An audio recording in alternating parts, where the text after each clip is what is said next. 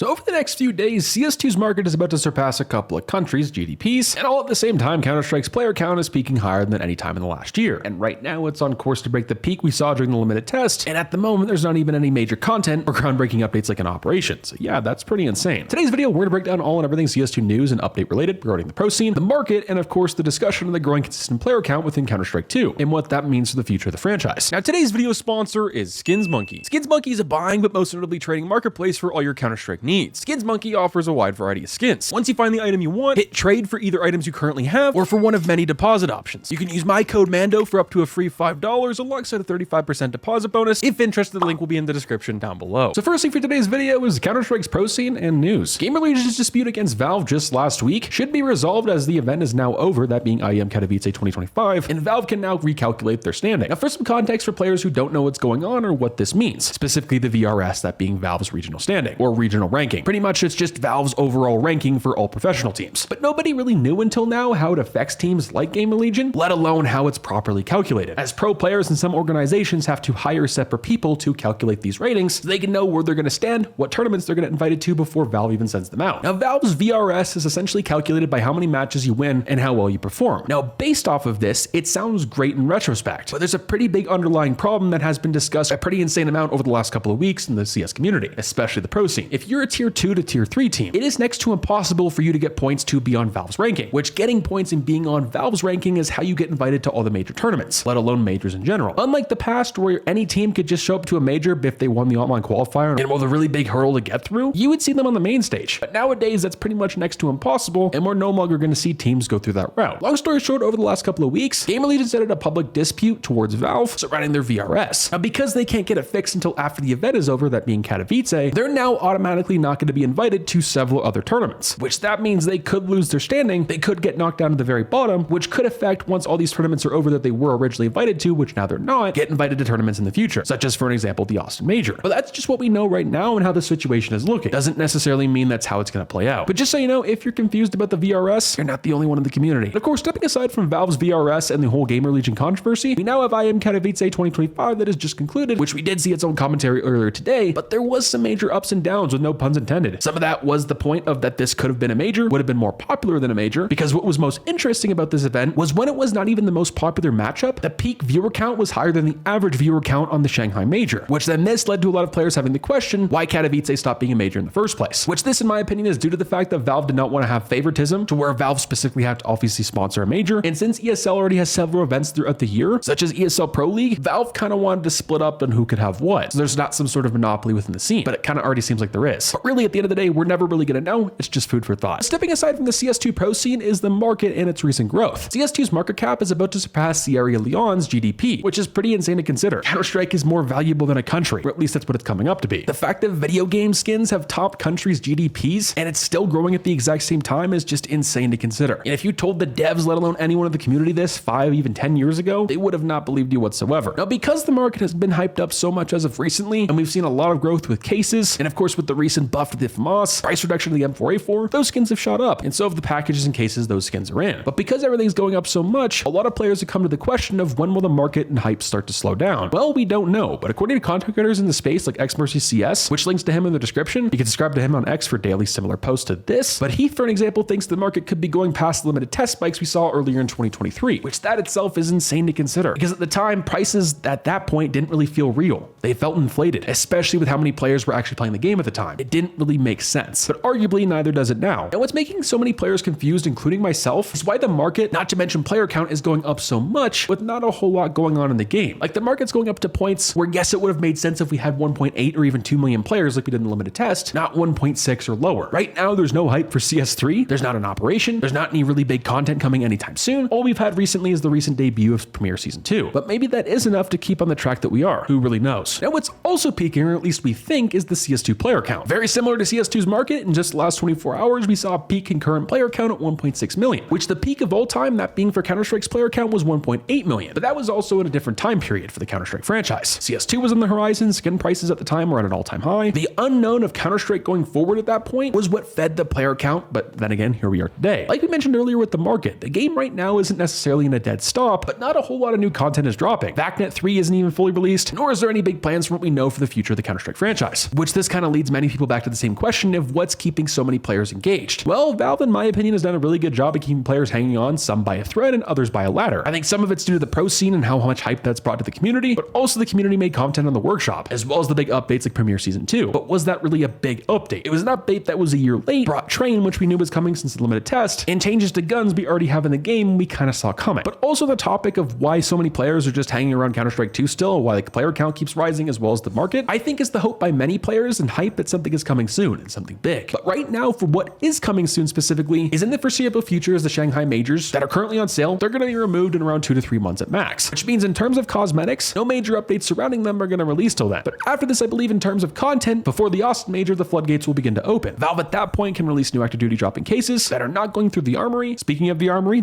could and will see a refresh, and you guys can kind of just think of the rest. I don't think an operation's going to come, but I think some major additions to the armory to maybe more structure like an operation is much more likely. Now leave your thoughts down below of why you think the Counter-Strike player count and market is continuing to grow at such a rapid rate despite the lack of content and support in game. With that being said, I'll catch you guys in the next one. Ladies and gentlemen, Fallout.